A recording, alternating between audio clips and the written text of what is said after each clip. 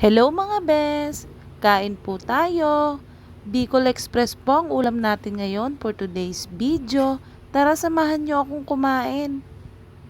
Masarap po ang pagkakaluto ng Bicol Express natin dahil nilagyan to ng maraming siling green at siling pula.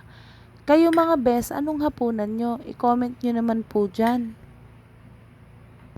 Salamat sa panonood. Salamat din sa mga palaging sumusuporta at nag-share ng aking video.